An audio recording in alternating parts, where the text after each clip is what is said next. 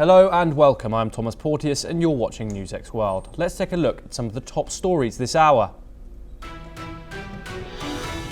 Pakistan violates the ceasefire for a 9th straight night, firing without provocation along the line of control in 5 Jammu and Kashmir districts. The Indian Army retaliates as border tensions escalate. Australians vote in a federal election as Prime Minister Anthony Albanese seeks a second term amid rising cost of living pressures. Millions will choose between Albanese's centre-left Labour Party and Peter Dutton's Conservative coalition in a closely watched contest. US President Donald Trump proposes a $163 billion budget cut, slashing funds for education, housing and medical research. The plan boosts Homeland Security spending by nearly 65% as the administration doubles down on immigration enforcement. Singaporeans head to the polls in a critical election as Prime Minister Lawrence Wong seeks a strong mandate amid rising living costs and global trade uncertainty. The long-ruling party faces growing pressure from a younger electorate and opposition pushing for greater political diversity.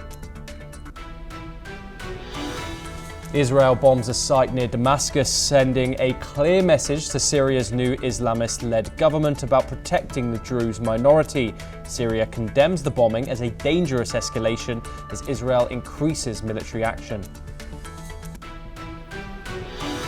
Germany's Foreign Office defends labelling the AfD as a right-wing extremist party after strong criticism from US officials, including J.D. Vance and Marco Rubio.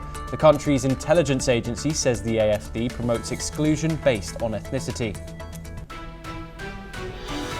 Prince Harry says he's devastated after losing his appeal to reinstate automatic police protection in Britain, a decision the court called predictable.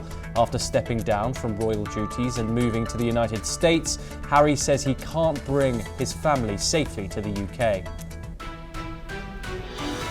At least 6 people are killed and dozens are injured in a horrific stampede at a temple in Goa where hundreds had gathered for a sacred Hindu festival. The tragedy unfolds during the Sri Larai Zatra in Srinagar as panic erupts amid firewalking rituals and overcrowding under the night sky.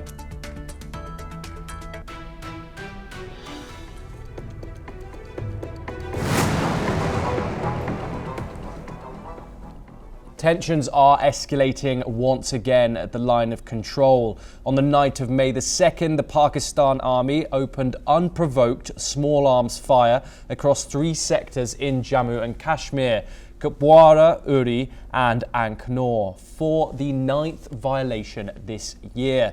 The Indian Army responded in equal measure. This flare-up follows the deadly Pahalgam terror attack on April the 22nd, which killed 26 people. As speculation grows over a possible Indian response, Pakistan has begun military drills near the LOC and Arabian Sea while closing key air routes. Intelligence reports indicate multiple terror launch pads in Pakistan-occupied Kashmir are now abandoned as terrorists retreat. Islamabad is urging Gulf allies to help defuse the crisis while offering to cooperate in an international investigation. Meanwhile, India is expected to press the IMF to review financial assistance to Pakistan. China has stepped in diplomatically, calling for restraint. India has also banned major Pakistani news websites and social media accounts, including outlets like GeoTV, Dawn and the X handle of Pakistan's information minister. Let's now move over to Europe, where Russia has launched a drone attack striking Kharkiv, Ukraine's second largest city. Drones slammed into a high-rise apartment block, igniting fires and injuring 46 people, according to officials. Mayor Ihor Tarakov reported on Telegram that drones hit 12 locations across 4 central districts. Meanwhile, US officials have finalized new economic sanctions against Russia, targeting major banking and energy sectors to increase pressure on Moscow to end its war in Ukraine. The sanctions include state-owned energy giant Gazprom and key entities in the natural resources and banking sectors. These measures will be implemented if approved by President Donald Trump, who has expressed frustration with Russian President Vladimir Putin's rejection of peace talks and a ceasefire. The National Security Council is coordinating these actions, but Trump's final approval is necessary. If he does approve it, the sanctions could mark a sharper turn in Trump's approach to Russia. Former US envoy Kurt Volker said that Putin has been escalating the conflict, while Trump pushes for alignment with Ukraine to demand a full ceasefire. In a recent statement, Trump has said he is strongly considering large-scale banking sanctions and tariffs on Russia until a ceasefire is achieved. The US could also enforce secondary sanctions on countries like China and India, which continue to trade with Russia and to help fund the war. Now let's turn to the Middle East, where Israel has blocked aid to Gaza for 2 months, saying it won't allow supplies until it can prevent terrorists from stealing them. However, UN officials and aid groups warn that Israel's plan to use the military to distribute aid would impact humanitarian efforts, limit aid access, and force Palestinians to relocate, violating international law. At least 43 people died in Israeli airstrikes, according to the latest reports. The United States, Israel, and a new international foundation are nearing a deal to resume humanitarian aid to Gaza without involvement from Hamas, Axios reported, citing Israeli and US officials.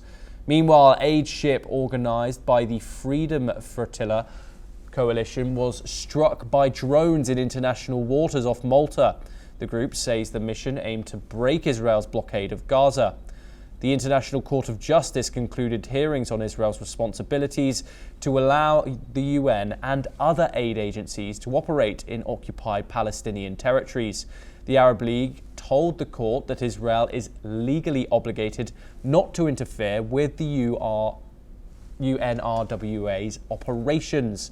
Representative Mohammed Helal stressed that the UN is fueling its duty to protect Palestinian welfare until a resolution is reached. WHO Chief Tedros Adhanom Ghebreyesus has called the situation in Gaza catastrophic and urged for a ceasefire and the release of captives. Amnesty International is demanding Israel end what it describes as a war crime, using starvation of civilians as a method of warfare. Eric Guevara Rosas, Amnesty's senior director, says Gaza is an inferno of death and destruction due to the ongoing siege and fighting. We stay in the Middle East once again, where the Israel Defense Forces confirmed that it had launched another wave of airstrikes attacking military targets. Syrian state media reported explosions north of Damascus and in the countryside close to the city of Hama. Israel had earlier used its fighter jets bombing an area next to the presidential palace in Syria's capital of Damascus. The Israeli Prime Minister Benjamin Netanyahu has said that these strikes were a clear message to the Syrian regime that Israel will not allow the deployment of forces south of Damascus or any over-threat to the Druze community. The Syrian presidency has said it strongly condemns the strikes, calling them a dangerous escalation intended to destabilize Syria. Israel also carried out strikes south of Damascus on Wednesday during clashes between Druze gunmen, security forces, and allied Sunni Islamist fighters. Qatar and Saudi Arabia strongly condemned the Israeli airstrike that targeted the presidential palace in Damascus, calling it a blatant act of aggression against the sovereignty of Syrian territory. In a statement, the Qatari Foreign Ministry denounced the strike in the strongest terms, reiterating its full support for the sovereignty, independence, and territorial integrity of Syria. UN Secretary-General Antonio Guterres also criticised the latest Israeli bombing, calling it a violation of Syria's sovereignty. Let's listen in to what the UN spokesperson had to say. Context, he also condemns Israel's violation of Syria's sovereignty, including the latest airstrikes near the presidential palace in Damascus. It is essential that these attacks stop and that Israel respects Syria's sovereignty, its unity, its territorial integrity. The United States has carried out another round of airstrikes on Yemen, targeting the Ras Issa oil port in Hodeidah, a site already hit last month in a strike that killed at least 80 people. According to Houthi-run media, 7 fresh US strikes hit the Al Salif district overnight. This renewed bombing comes as the Houthis launched 2 missiles towards Israel, aiming at the Ramat David airbase and the Tel Aviv area. The Israeli military says both were intercepted, though the outcome of the second is still being verified. The Houthis claim the use of hypersonic missiles, calling the strike a military operation in solidarity with Palestinians in Gaza. The group says their attacks will continue unless Israel agrees to a permanent truce. Meanwhile, rights groups are raising alarms over the civilian death toll in Yemen. Let's now move to Europe, where Germany is standing firm after its Foreign Office defended the designation of the far-right AfD as an extremist party. The classification by the BFV, Germany's domestic intelligence agency, has drawn fire from Washington. US Vice President J.D. Vance compared it to rebuilding the Berlin Wall, and Secretary of State Marco Rubio called the move tyranny in disguise. But Germany has hit back, saying its decision came after a thorough independent probe and invoked the lessons of Nazi Germany to justify the action against what it called dangerous ideology. The BFV has said that the AfD promotes an ethnic definition of citizenship, excluding groups, especially Muslims, from full participation in society. That, it said, is incompatible with the country's democratic principles. Let's take a listen to what the German Interior Minister had to say.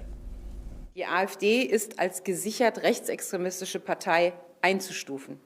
Denn die AfD verfolgt erwiesenermaßen Bestrebungen gegen die freiheitlich-demokratische Grundordnung. Die AfD vertritt einen ethnischen Volksbegriff, mit dem ganze Bevölkerungsgruppen diskriminiert werden.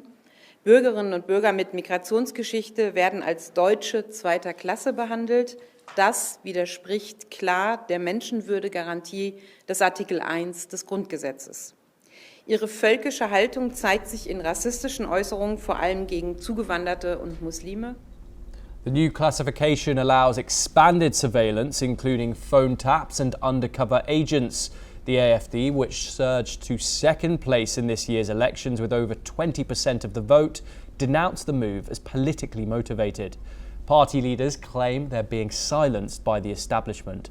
But as calls grow to consider a full ban, polls show the controversy may be fueling even more support for the party among its base.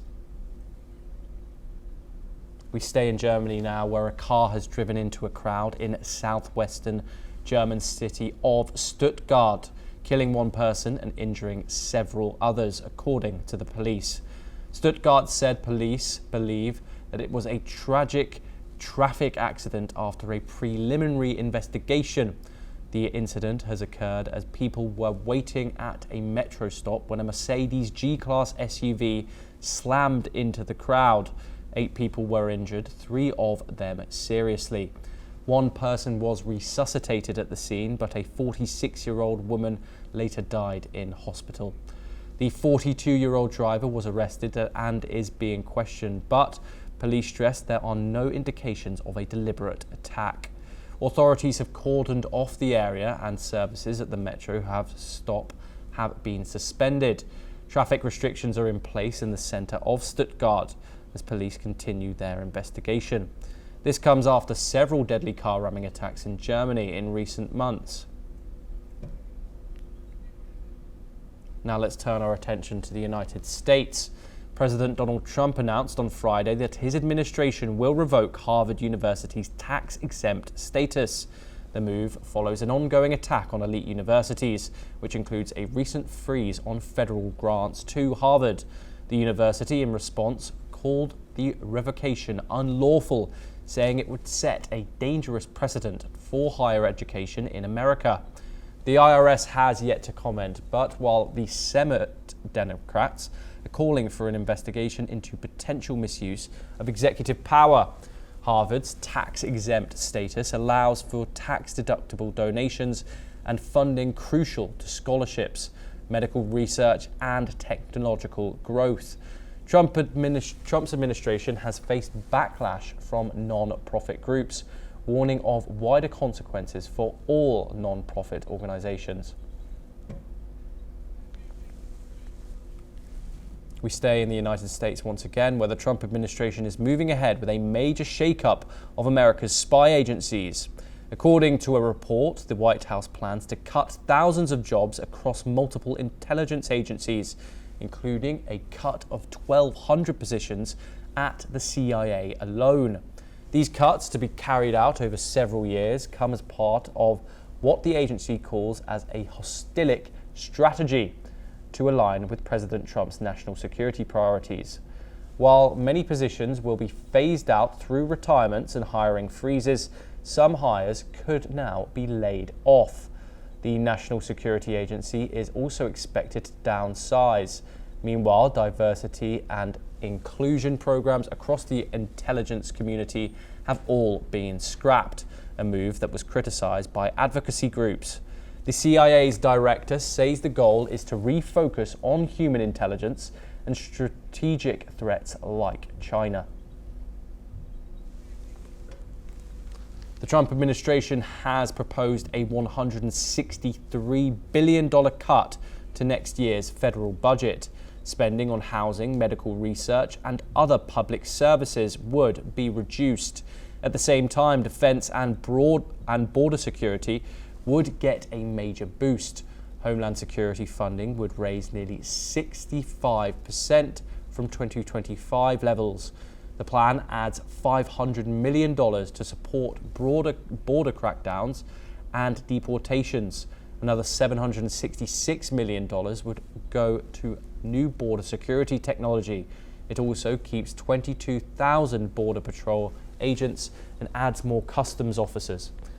Budget Director Russ Vought called it a historic budget, but he said the plans put Americans first and backs the military and homeland security plans. Vought helped design Project 2025, a plan to shrink the federal government. But the US Department has a $36 trillion. Experts warn that Trump's push to extend his 2017 tax cuts could add to it.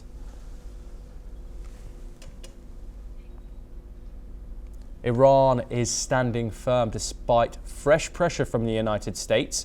In a strong statement, Tehran said it continued US sanctions on its trade partners, including threats targeting oil sales, will not alter its foreign policy.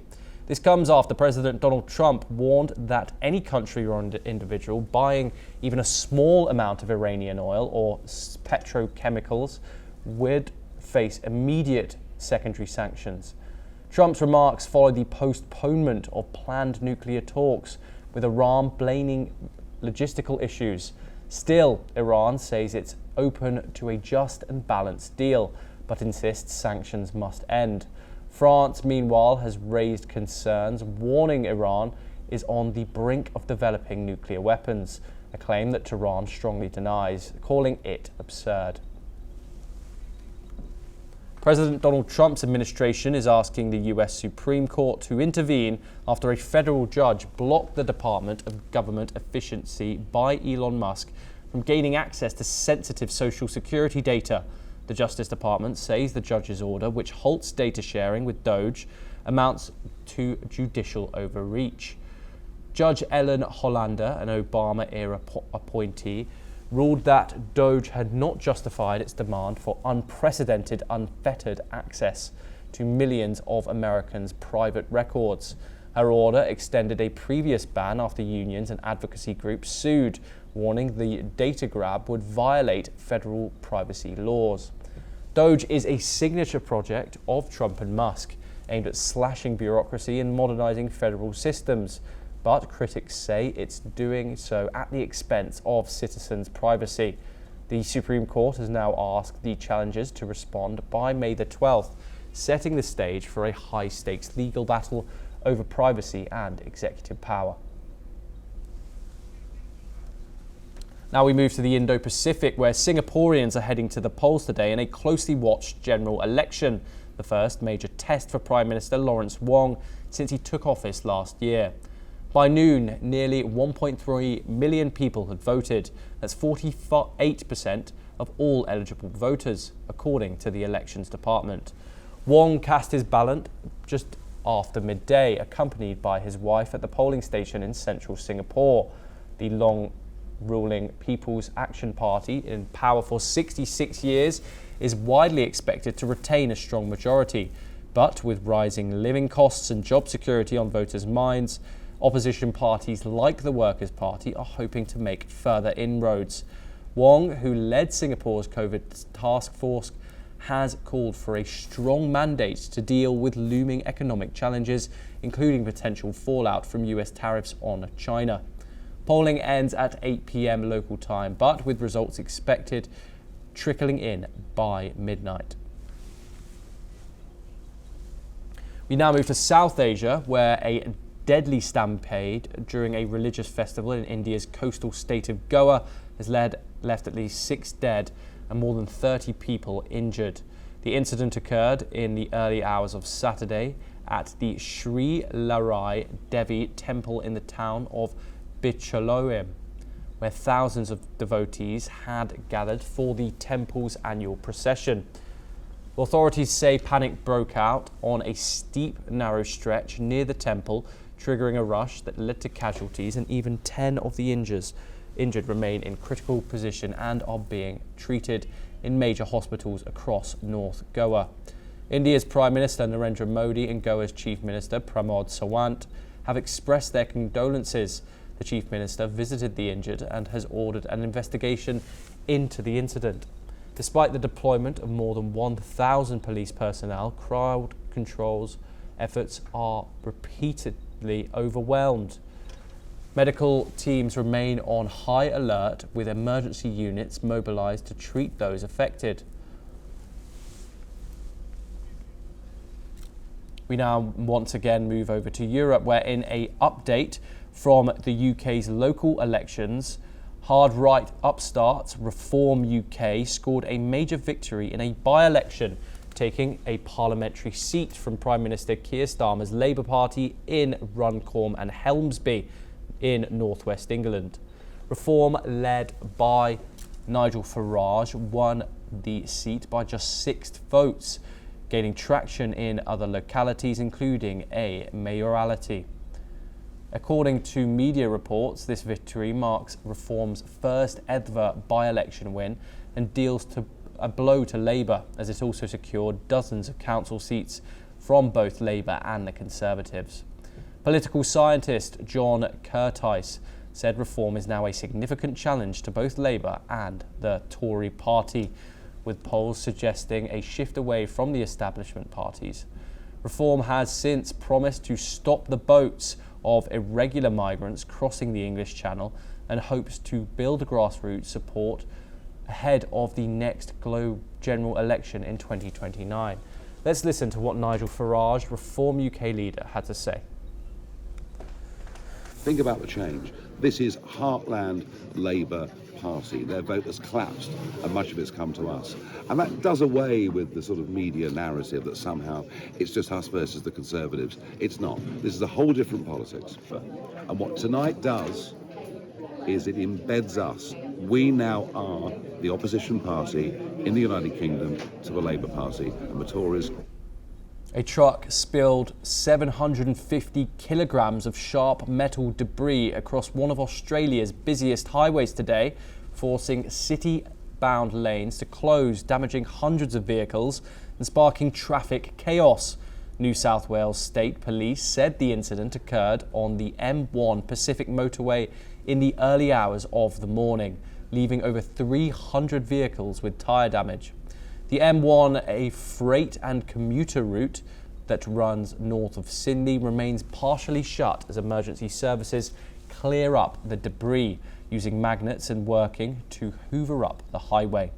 Howard Collins, Coordinator General of the Transport for New South Wales, said it would be more than several hours until the motorway could reopen. Here's what he said. The Transport Management Centre started getting reports of cars with flat tyres. Obviously that escalated now. We know over 300 vehicles, or around about 300 vehicles, have been impacted, maybe more, by what now we know is over 700, maybe even 750 kilograms, 700 kilograms of metal debris from the back of a truck, which spread this metal debris for over 30 kilometres. As a result of that, the highway was closed as soon as possible once we got the right resources there about 6:30, and the highway is now obviously closed on a significant area.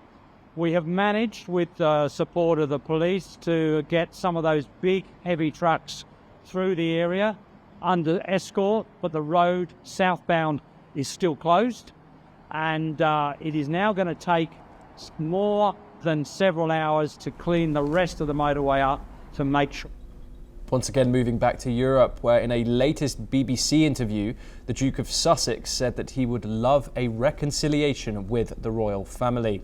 In an emotional confrontation, he said he was devastated at losing a legal challenge over his security in the UK. After Friday's court ruling, the Prince said, I can't see a world in which I would bring my wife and children back to the UK at this point. There have been so many disagreements between myself and some of my family. However, he said he has moved on from the past grievances. Prince Harry has expressed his hope for reconciliation with the royal family, saying that there is no point in continuing to fight and that life is precious. The Duke also commented on the long-running security dispute, calling it the biggest sticking point in the family. He explained that at its core, the situation was a family dispute, and it deeply saddened him that even after 5 years, they were still dealing with the consequences of a decision that had likely, he was certain, been made to keep them together under one roof. Well, that's all we have time for. We will continue to bring you more international news updates.